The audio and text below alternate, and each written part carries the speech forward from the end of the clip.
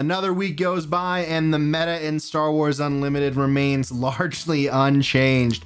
5 weeks of PQs, 5 weeks of tournaments in the books, and we're 5 weeks deeper into this season. Sectors and regionals are on the horizon, and here in Denver, we just finished up our second PQ of the set, in which I was lucky enough to get some points on the board.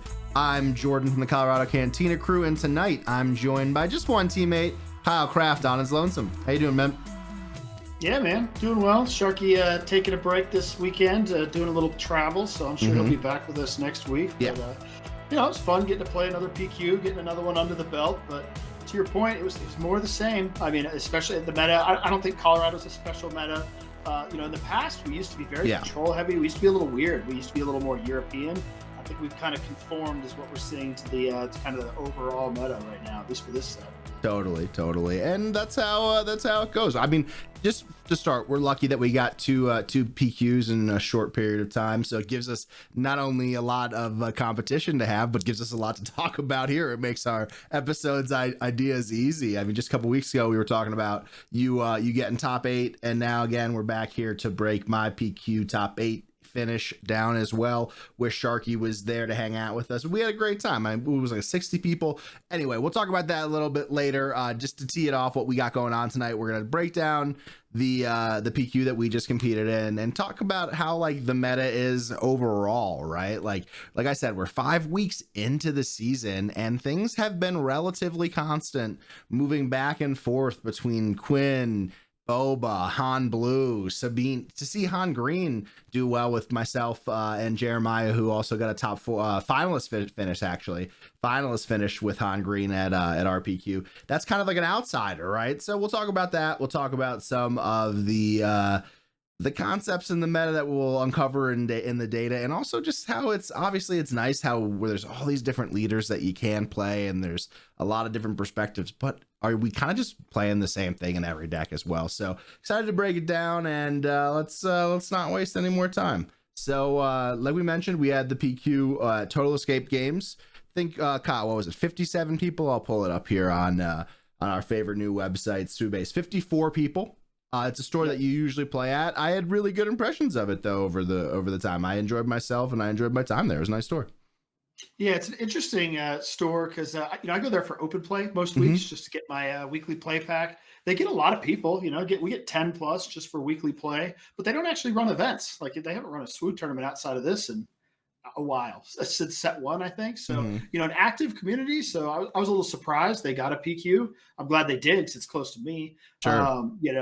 I think it's their relationship with FFG for other games, that sort of thing. But they hosted. It was a good host. One thing that was a little different was that they only gave prizing to top 8, so it was a little pricey to enter, and then a very top heavy prize structure. I don't know that I agree with that. That doesn't feel great for people who realistically aren't going to make top 8s, but want to have a good time, just knowing you're getting nothing essentially.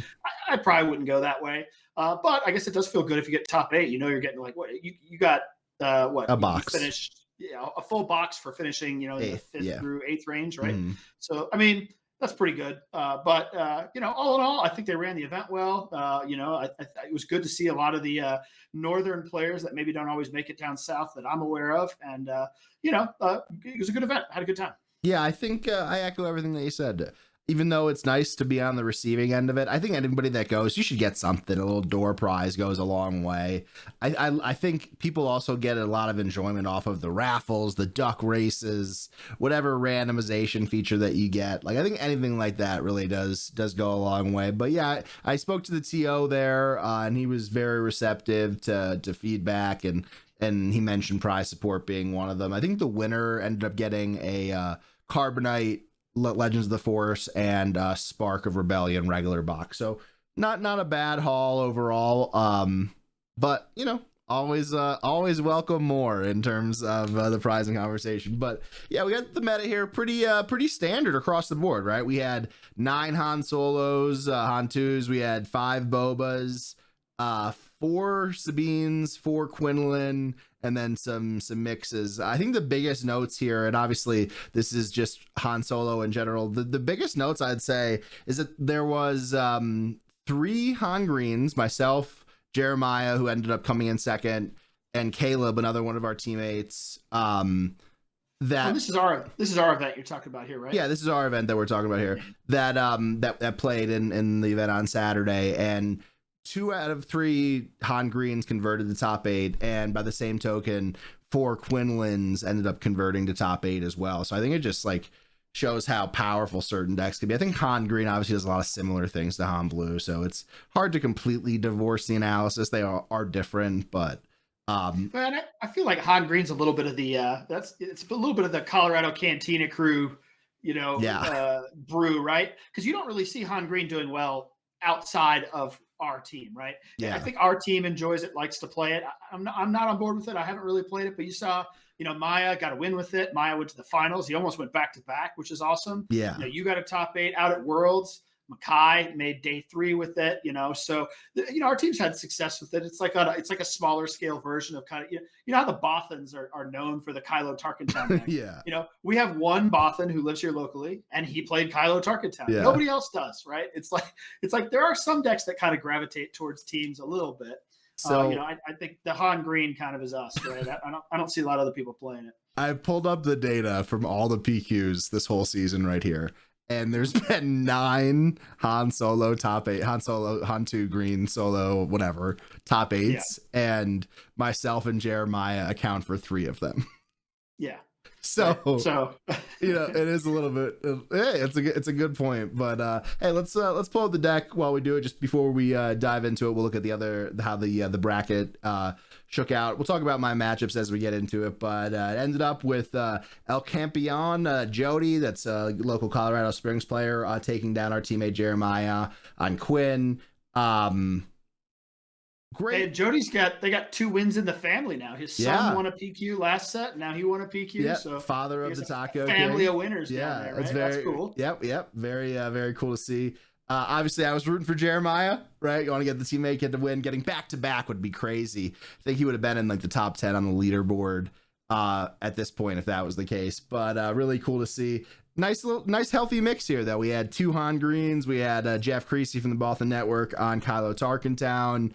Another great local player, a few. That's Kevin on Boba Data Vault. Another Quinn from out of town, Taranok, and then Taco Kid. So we had 2 family members from in the same top 8, and then this undefined, this heathen Travis Batt, one of our teammates, he just submitted his deck list the old-fashioned way. And shout out to him. He was playing Han 30, Han 4 odd pilot 30, and he had never played the deck in person before. In our Discord, he's like, hey, can somebody make this for me?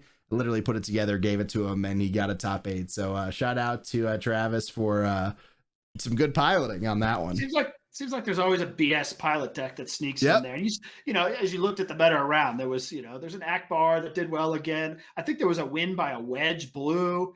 You saw like a few of those. There's always a few, right? So one sneaking in is not surprising. Totally. So this was the deck I'll put. I'm running 52 cards, which kind of sucks. I don't like running 52 cards. But there's not enough room for everything that I want in the deck, right? So 2 things that I added this past week were Force Lightning, 2 Force Lightnings into the deck, and that made it even harder to get down to 50 cards.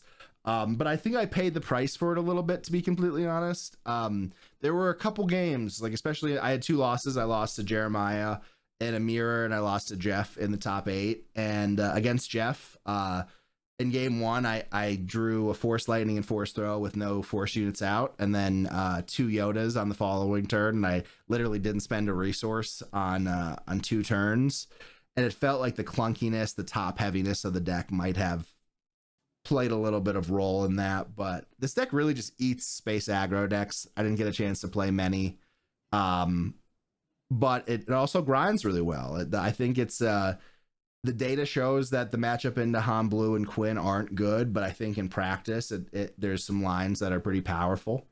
And I think it fired really well. I'm going to keep playing it and refining it a little bit, but it was a little clunky at points.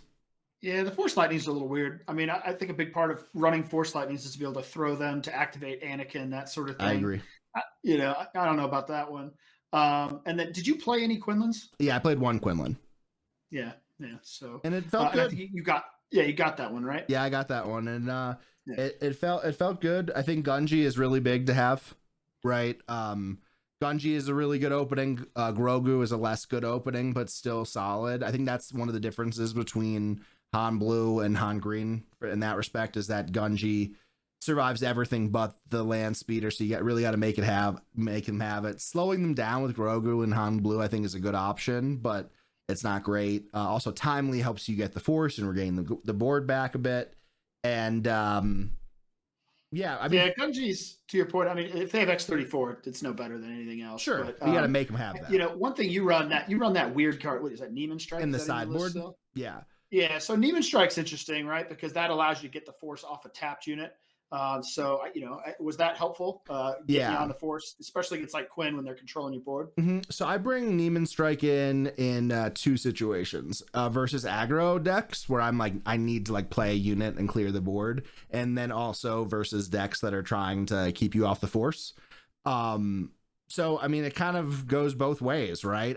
And also, this deck has one thing that it struggles into is Anakin with initiative. I can't seem to crack that. So Neiman Strike helps me kind of cheat that back a little bit. You know what I mean? Like, for instance, if they have initiative and they just play like Adigaya or something that's not shielded on turn one, and I have Neiman and Gunji, I'll just cheat Gunji out and trade and kind of reset the clock a little bit, and get myself on the force, because usually Gunji will survive anything that it attacks into. Yeah.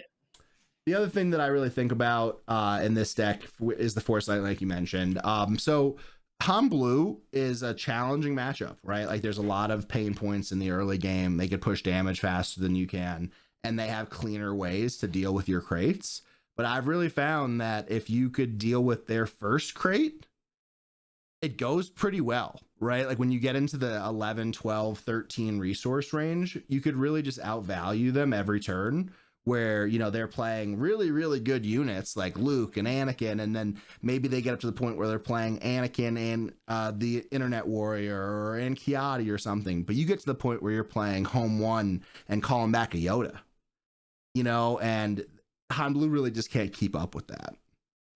Yeah, I mean, I'm obviously on the Han Sure. Blue side of this camp, but it's a similar thing, right? Like, with the Force Lightnings, one of the things I really try to do is I try to keep one in hand for if I get Force thrown, or try to use one, say, on your crate. But getting my Anakin online is huge. To your point, with Green, you're going to go wide, and if I have a live Anakin that can take down two little things at a time or one big thing, that's a big part of that matchup, right? Totally. So, yeah.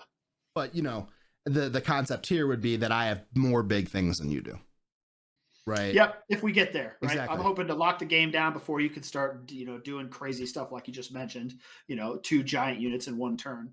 To your point, if it gets to that point, I'm probably in trouble. Yeah. But I'm hoping to lock it down with that first or second crate and really put you in a tough spot. Yeah, and that's part of why I thought Force Lightning was effective, and in the one Han that I faced, it was effective. So because then you have that plus Fell the Dragon in game 2 to worry about this stuff. But yeah, I mean, the deck was good. I don't know what I would change, if anything. Like, maybe I would try to get the daughter to the sideboard. Maybe I would take out some sort of top end, but it's hard to decide where that would be and what. It's a really tight list. Like, the Yoda's lightsaber was huge across the whole day, so that was a sideboard card for me for a while, but it really was huge. So I'll continue to work on it. I'll update you guys. Maybe Jeremiah and I will do a video. Maybe Makai will come on or something like that too. And Grenade Strike's one that I brought in that last week that I thought was really effective.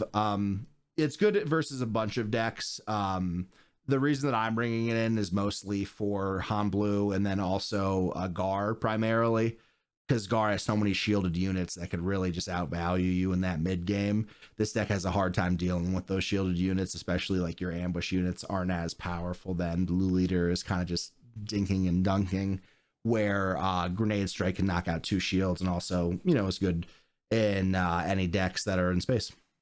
Yeah, I think it'd be good against Vader, good against that Han Pilot deck. They're running, Wolf Escort and multiple 1 HP units and stuff. I'm sure that's effective there. Yeah. And I think one of the differences between this deck and some of the other Han decks is that we're running a lot more space than I think the average And I think that kind of is the differentiator, or potentially Han just is really well suited to fight in our meta. Our local meta, not necessarily the meta. It's hard to say. Like, what would you chalk that up to be? Yeah, I mean, that's what I struggled with. Quinlan obviously did very well at this PQ. We had an outsider show up, a guy from San Francisco, played Quinlan very well. Mm-hmm. Jody was there on Quinlan. I don't think he was at the last PQ. I think he went back to Quinlan. I could be wrong on that. And I did talk to 3 other players that switched to Quinlan this week, right? So, Yeah. Last PQ, when I got top 8, I brought Han, and it was a conscious decision, right? It was, I know I can beat up the Boba Data Vaults. I can beat up the Space Aggro. I feel really comfortable with, pretty much anything but Quinlan. And so, this past 2 weeks, I spent a lot of time on the Quinlan matchup. I said, if I'm going to stick with Han Blue, I got to have better lines into Quinlan. So I spent time into Quinlan. But to your point, as far as a meta call goes, I said, we're a little less Quinlan here than other places. Hopefully I could dodge him.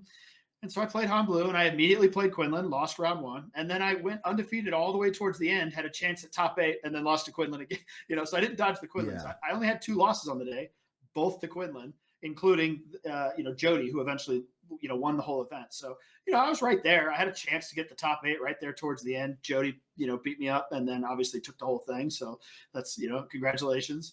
But to your point, Quinlan is just not a good matchup for either of these Hans, right? We have lines. We've talked about ways to do it. It's not great. I don't think either one of us wants to sit down with Han Blue or Green and see our opponent flip over Quinlan, right? It's probably, I'd much rather see a Space Aggro or a Boba Data Vault. I feel awesome, right? Like, they flip that over, I'm like, great. We're going to win here. But, I've played Han Blue now since Worlds in 4 major events, and I've only lost to Quinlan and a blue-green villain, right? So, like, I beat everything else, right? I've still felt great with it. I have a great record in every tournament. This Quinlan matchup is something that I'm having a hard time with getting over with this deck. And so, we're done with PQs here in Colorado. So I'm going to start pivoting to maybe some fun decks, or start looking at some other decks if I do end up traveling. I know Sharky wants to go out to Utah, so maybe I'll have to reconsider what we're going to do there. But I mean, it was a good day. I had my chances. I got really close. I was on Han Blue. But Quinlan got me. So, we either got to figure that matchup out, or we got to figure out how to pivot, or you just try to dodge it, right? Because I think Han Blue is awesome into everything else, mostly. Palp Blue is not my favorite, but yeah, I mean, that's the thing. I think that, like, this Han Green deck is probably like a little bit worse into Boba than Han Blue is, because there's less restore. You have more like chunky restore with like Yoda and stuff, but less restore overall. But it's a little bit better into Quinlan. It's probably a little bit better into Cad. I always thought that the Cad matchup was kind of challenging with Han. I know you faced one and had a good time with it, so that was great to hear. But yeah, I've played two of them in tournaments now, in real tournaments, and 2-0. Yeah, I don't know. To your point with the Han Green, we you and I think disagree. We go back and forth. The data says Han Blue's better into Quinlan. No, the data says it's like marginally close, but it's like marginally better is the point. I don't even know if that's true. I didn't do the actual math, because the sample size is so much smaller for Green. Yeah, that's the problem. The Han Green sample size is smaller, but with the sample size, the percentage for Blue was slightly higher. Was it like 1 or 2% difference? Yeah, like, it wasn't a lot. Like, it was enough where you. I'm not claiming it's a big difference. I think they're probably about the same. Yeah. But both not good. I definitely prefer it more with Green than Blue. But either way, it could be preference, but that's the question, right? So we know that there's this deck. We know, I don't want to call it like a boogeyman, because it's not like dominating, killing everything, but like, what do you do when you're in a situation like that, where you're like, you're loving playing on Blue, you're having really good results with it? Like, both of us have played in 3 PQs this set, and we've top 8 and above in 2 out of 3 each. That's great. I'm very happy with that, right? Mm-hmm. But what does that do for you? Let's role play that you're going to Portland. Let's role play that you're going to that PQ next weekend or the weekend after. Like, how do you approach that? Because you can't, with a deck that's as widely played as Quinlan is right now. Like, Quinlan was the most represented deck in the format overall, right? So this is all weeks combined data. Let's look what it was in week 5. In week 5, he was the second most, right, by 3. So how do you dodging? I think we both agree is not an acceptable strategy. What do you do? Well, that's what I tried to do was I tried to work on the matchup. I went after, I did a lot of play in the 2 weeks in between, specifically looking for that matchup. The problem is it's hard to get good matchups against people who are good at Quinlan, Yeah. right? And so, I had some lines, I was doing some work, I was feeling good about it. But then when you run into it where somebody's proficient with the deck is a different story. So you continue to try to work on your play lines. You continue to try to work on some of the cards that might be in your deck. So maybe making a few different changes, modifications, that can help earn you a few points into it without losing too much Yeah. elsewhere. Or you go with something else, right? And so, from the red blue hero in general, and that's one of the decks I wanted to talk about here. We saw a little bit of a rise in Anakin blue. Mm-hmm. So there was a winner. If you look at the top 8%, there was a couple more than there has been. It's not a huge share, but that is one strategy to say, I want to stay on red blue hero. I'm having a hard time with Han. I think a reason you might go after Anakin is because you can trade up, right? So one of the challenges I have with Han Blue is that I have a hard time trading up into like Ahsoka and Kira, and they're 2-4 start, right? Some of these units, I can't quite get them off the board, but with Anakin, I can just trade up into things, right? And then with Han Blue, the way you eventually get there against Quinlan is survive the flip turn, the Quinlan flip turn, survive that turn, and then start to get over board control, get some healing, and then take over the game, right? The problem is that, when it's just too far gone, or they have you in that constant putting you in check around the flip turn and you just can't get out of it. So maybe that's where Anakin can help, right? It's just allowing you to just trade off, have it be at a reasonable health level until you can turn it around and get the game done. So I have been looking at Anakin. I see other people trying a similar strategy with Yoda. I'm less into the Yoda myself, but you can see its play rates, its play share is going up as well. And it's seeing some top 8s. So I could see that as a viable strategy if you want to stay in the same colors, right? I want to stay red, blue, hero. That, or you go after something else. You go after a deck that just maybe potentially beats up on Quinlan, right? Historically, that's been blue-green villain. In fact, you saw Wu went back to Kira this week. Obviously I haven't talked to him, but perhaps that would be part of this thinking. There is there's going to be a lot of Quinlans. I feel good with blue-green blue-green villain into Quinlan. The problem with that is that now you get beat up by other decks. So, we talked about it last week with the rock, paper, scissors meta. Is like, you got to pick your poison here. And so perhaps to your question, when you're picking your poison, pick the one that there's the least amount of, poison against you out there, right? If Quinlan's going to continue to go up in share, be really dominant, you're going to face multiple of them. You just can't run up with something that you don't feel comfortable into that matchup with. So here's the thing, right? Like, there's really not a bunch of terrible matchups here. I know it's not the best view because it's just text, but we see it has a very strong matchup into Han Blue, very strong matchup into Talzin, strong matchup into Vader, strong matchup into Boba. Not terrible matchup into Sabine, but not a favorable matchup into Sabine. It's getting beat up by Kylo, and I assume that's mostly, I could do leader and base, but I assume that's mostly Tarkin Town. Yeah, it's mostly Tarkin Town. Han Solo green it beat it up a little bit this week, at least a little bit, probably with the help of Jeremiah and myself. Yoda it's getting beat up by Quinlan there a little bit, but it's crawling back a little bit closer. And then Yoda, it's beaten up. So like Yoda is probably too slow, that's probably what it tells you. I don't know though. Like, is it time to just play Quinlan? Like, is it time to just say we're playing Quinlan mirrors? Like, if you were going to sectors, it's hard to say that you should play a deck that is not favored into the best deck in the format and doesn't have any game into it. It's tough to say that. Yeah, I mean, I've played a lot of Quinlan, and I liked playing Quinlan when it was the number 2, the number 3 deck. Yeah, I just have an allergy to playing the number 1 deck. If it's the number 1 deck, I can't do it. Maybe I should. In this case, I think that what I would be looking to do is find the deck that I like, with a decent into a wide field, and find a way to beat Quinlan with it, which is why I've stuck with Han Blue. I'm starting to get to the point though where I think that's probably not a great plan. If I can't find another strategy, if you can't beat them, join them. I probably would switch to Quinlan. And I've said that on this show a couple of times, and you can see I haven't done it because I just want to find a way to beat it with Han Blue, but I haven't been able to get there. Because the thing is, we both love Sabine, right? But the thing is that Sabine still struggles into Han. And it still I can't play Sabine knowing. Well, there was a lot of people who did that this week at RPQ. There was a lot of Sabines. Well, Sabine has performed well every week, but I think it's just risky. Yeah, because I sit down. If I see you flip over Sabine, I'm playing Han Blue. We don't need to play. This is over. I don't even think I've lost a game to a Sabine in any of these tournaments, right? It's just 2-0, 2-0, 2-0, 2-0, right? It's an awful matchup for Sabine. So, it's tough going if you say I'm gonna go into Sabine, which has a slightly Yeah. favored into Quinlan, knowing that I'm dead to Han is probably not the way I would go. But then maybe you're playing the dodge game. You can see Sabine's winning, right? So I think the Sabine players are obviously very skilled and they're doing well these past couple weeks. I think it's a risky call though. I think one of the things about Sabine that I enjoy is that you're not out of many games, especially previously to this set, but you also had some free games, dude. yeah. Nothing beats a free win. You kidding me? That's that's what we sign up for, especially early in the day, get some momentum going. But yeah, I think it's something to think about. And the other thing about Quinn as well is that we haven't seen like any variety in these Quins, right? Like they're not running like I'm like going back in time to like a rebel package or like a heavy hand hate package. They're basically all the same 60 within maybe like 4 or 5 cards. Yeah, am I main decking Bamboozle or Waylay? And then am I bringing the other one in from the sideboard? Maybe a couple of cards here and there, difference depending on how they want to tackle like space, aggro, or if they think they need to. But yeah, to your point, that list is pretty figured out, right?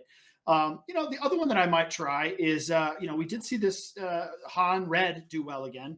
So, watching the New Jersey PQ, we saw Alex the Greatest was on Quinlan, and he lost in the final to a Han 4 Red Tarkentown, right? Our local PQ, to your point, Travis had never played the deck in paper, ran it to He's the top playing 8. 30 for whatever reason. I have to ask him about that. Yeah, so there's something there. I'm not saying he hasn't played the deck, but I'm saying that there's, and if you look at it, there was a couple more in there. We saw one make the top 8 at Worlds. I'm just a big Han fan to begin with. So, I will say that if I do decide to take a break from Han Blue, because I just can't get that matchup in the favor that I want, Han Pilot might be a way to go, right? It's Han, so I already like it, but it's not my normal strategy. Throwing down a bunch of, weak units and trying to aggro somebody is not necessarily the way I want to play, but I like the attack vector, and it's obviously showing success. So I think I might give that one a little bit of a go to. Well, I mean, spending 9 resource on a 5 resource turn sounds good to me. Yeah. Spending 10 sounds better, right? Well, MOBA 1 was broken in that way, right? You get all these extra resources on a 5 flip turn early. It worked then. Maybe it works now. It looks like it does. Well, there's some really cool plays where you could like do all your bullshit pilot stuff and then play Plo Koon. Yep, and I saw in the New Jersey, I saw the guy do it. He did that a few times, right? Yeah. Yeah, he does a bunch of jank stuff, gets some damage in, and then flips, gets the 5 back, and Plo Koon's the immediate threat on the ground to win the race. Sounds pretty good, Seems pretty nice. Yeah, I think that's a fun one. I've been working on Palp Yellow. I really enjoy it. It's also just different for me, right? Like I've really never played a deck that like big, I guess. Like when I'm playing Control, I usually don't play a lot of units. So it's been fun getting the hang of that. There's just, like I said in our last episode, a lot of hijinks, a lot of stuff to do, right? I was really, really close to playing it this weekend. I know Kyle probably doesn't believe me, thought I was trolling, but I was really, really trolling close. Your own team. No, I thought I was really, really close because there were some matchups like the past couple of days. I was struggling a little bit with Boba Data Vault with Han, which was really weird. Because like the previous weekend, Sharky came over, we jammed like 20 of those games, and it was so smooth with Han, right, with all the space units. But I think as I adjusted to be a little bit better on the ground, that got a little bit worse. Or just maybe the Bow players learned some different lines to deal with that sort of approach. But I was a little concerned about that because it started off as being like not like a gimme, but pretty close to a gimme. And then I was also worried about just like the rise of bigger decks that didn't like allow me to value the same way. Like there's some of the blue-green stuff, like Palp, for instance, is really challenging. Kylo is pretty hard, especially if I wasn't running Force Lightning. Good thing I haven't really had the chance to play many of the Kylo data vaults, but like that's another reason why I was like maybe Force Lightning would be a good idea. But yeah, at the last minute I was like, hey, you know what? I think I've been having the most reps here. I should just do this. But yeah, Palp's really fun. I feel guilty about having to buy a showcase because this close to rotation, but I think I might have to get some play in. Just get Sharkies. That used to be mine, right? I know. So I traded Gonna to him, complete traded it. off him. Yeah, Yeah. I'll have to make that work. But yeah, it's a really fun deck. Make it go on the merry-go-round. Legacy Run is so good.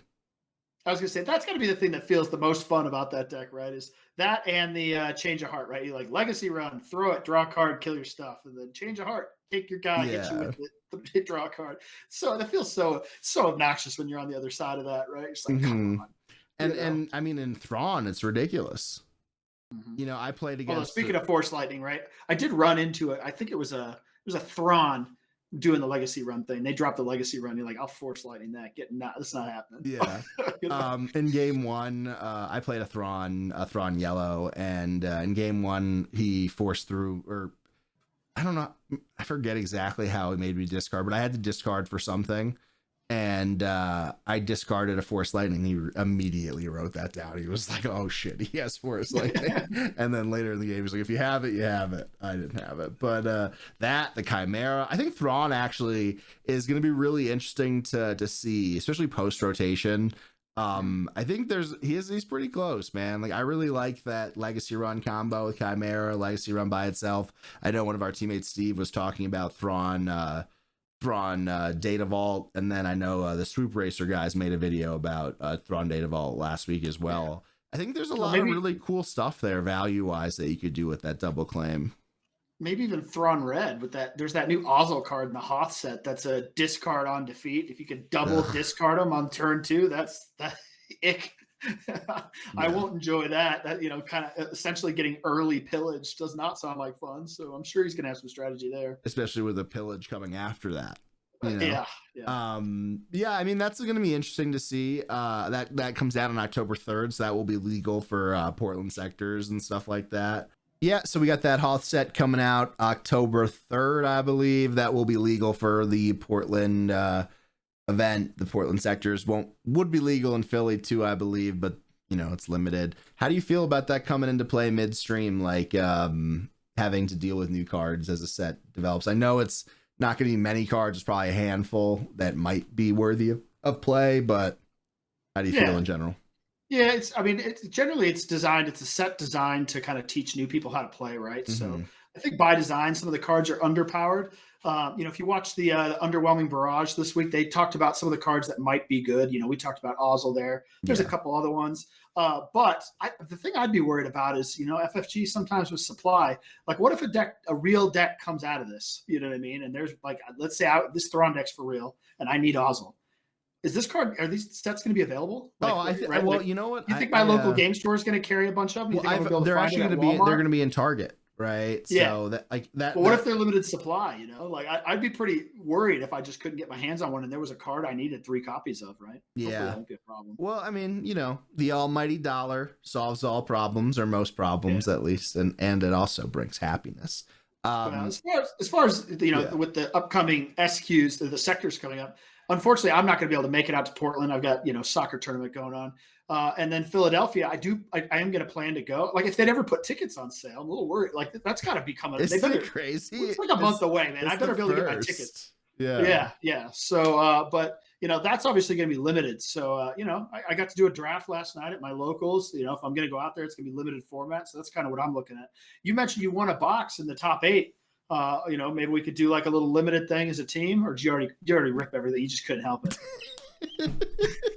I left the store and I was like, I'm totally gonna just like not open this and we'll save it for limited practice. And then I opened it today. Just ripped it. Did you get anything? No, I got 7 legendaries. But nothing too crazy. But yeah, I was sitting there like just bored doing like I did a little bit of work today, but not much. And I was like, dang it. All right. Yeah. Well, no limited practice. I'll get some other. I have some other spare packs and stuff. We should do that. And I've also been thinking about, since PQs are done, obviously we have some other competitions we could get into later on. But whether we film it or not, I'd like to get us together and do some Lord of the Rings Decipher drafting or sealed. I have some sealed starter decks. We could have some fun there. Also have a MLB Showdown from 2001. We could have some fun there with some starter decks.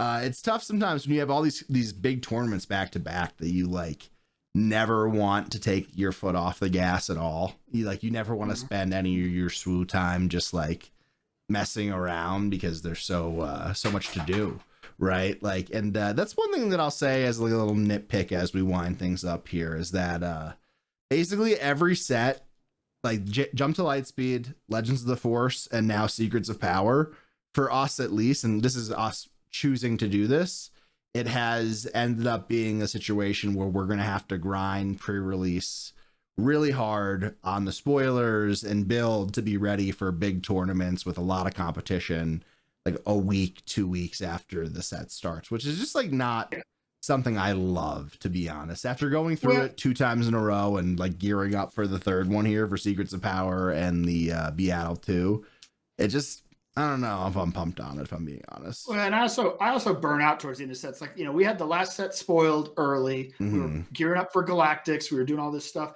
I mean, I felt like I'd already played the heck out of this set before it even released. Yeah. And then we had Galactics, and then we had PQ season. So I'm definitely at the point where like I feel a little relief with our second PQ being done. Sure.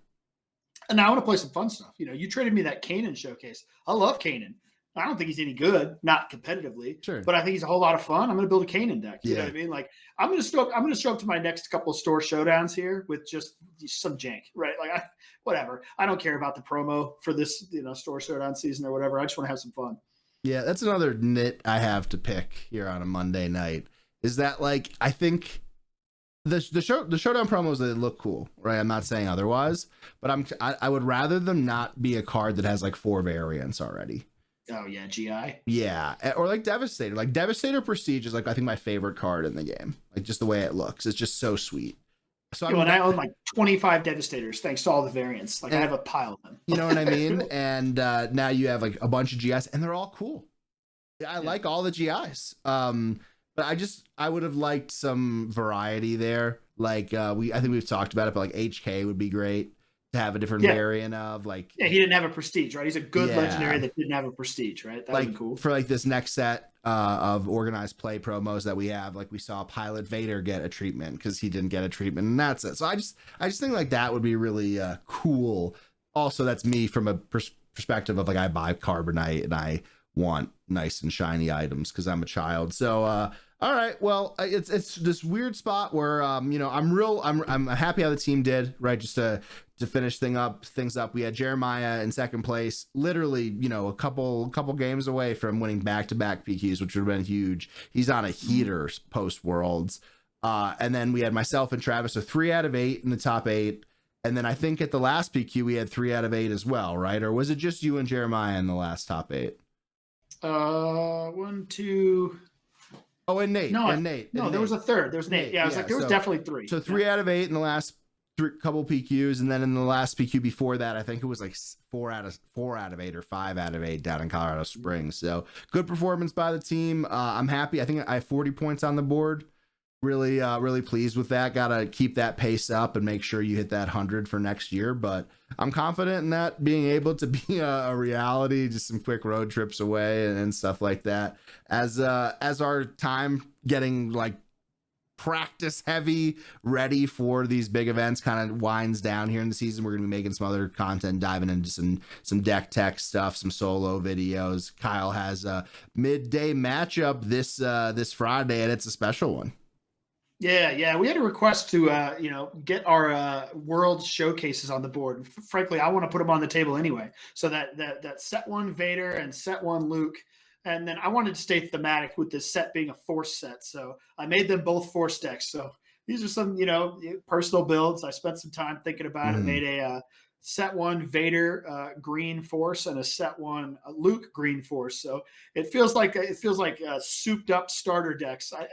Better than that, obviously. But we're just playing all the big Jedi, all the big Force units, lightsabers, and gonna throw down. Should be a good time. Yeah, and then we're gonna have to schedule a training session for Sharky because he's committed to go to Utah, and not this coming weekend. I think it's 2 weeks after that. We're both on the fence. I bet one of us at least will go. That's my prediction. Yeah, he's trying to convince one of us to ride in the car. I could see myself doing it if I can get the you guys drive, and I'll pull a Kyle and. Well, we got to keep showing those Utah boys who's boss. Two of them drove out here and got smacked around. So we're gonna go out there and take it to their house maybe. It was great to see our friends from Utah Yeah. Maybe it won't be as great if they see us next time. We're coming in. They won't want to see us, right?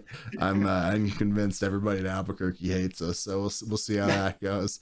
But yeah, we have to get some streams going here. A nice little long session. We haven't had a gameplay stream from here in quite a while. I know Sharky's gonna need some reps to get ready, and he's gonna be pissed off not being able to play last weekend. So yeah, we got to make him play some more of that CAD weenie deck, right? You saw it, like a couple top eights at the PQs with that, and then a CAD blue. Although I don't think that's his style. Yeah, CAD blue is not my style either. But hey, making that deck work, and I guess that player is a local to the Midwest. I was talking to Yoda Killer about it, and he mentioned that he just plays that deck all the time, and he's a great player, and that's what it really shows, right? Like, you get the reps in. If you're one of those crazy Quinn players, like, that you just know the deck in and out, it feels different, right? Like, another one of those Kylo players that have those Tarkentown lines down, jam packed like Jeff Creasy did this weekend, right? You could really feel the difference, right? So as we get deep into the season, get those reps in, try some new things. Last week our nugget was to don't waste any time, use the data, make some changes. Kyle, I did the nugget last week, so the pressure's on for you. What's the nugget to leave the listeners to get ready for their events, to get ready for the PQs, to get ready for sectors, to get ready for life in general? Yeah, I think part of it is just spending the time. It's going to be similar to what you said, but spending the time not only with the deck that you want, but now that we know that the data, that the meta has started to settle, really spend time on the matchups that you're going to face, right? So early in this season, I was spending a lot of time into a wide meta, spending a lot of time practicing against a variety of strategies. What I changed this week was I'm going to spend time specifically on this matchup over and over and over and over and over, right? So refine your play testing and then play the other side of it. I find that helps a lot too, right? So pick up Quinlan and then have, like, I didn't get a chance to play against you, but like pick up Quinlan and play against Han, right? And then figure out like what goes wrong, right? So a good way to learn to beat a deck is to get beat by that deck, right? And learn how the strategy can come around, right? So like, oh man, I really hate it when he does that. Well, keep that in mind so that I can do it to them, in the reverse, right? So yeah, I think it would be really honing in. We're going into a settled meta. You need to really understand the matchups you're definitely going to see, because there's a couple of them that are sticking. Yeah, and to that point, like you mentioned the Hein pilot, like past couple weeks, you've seen like the Luke data vaults go down, you've seen the Kaz go down, you've seen the Sabine Yellow go down. It's kind of all concentrating in that area and the Boba data vault area. So that's what happens here, right? Like these changes happen, these different decks pop up week by week.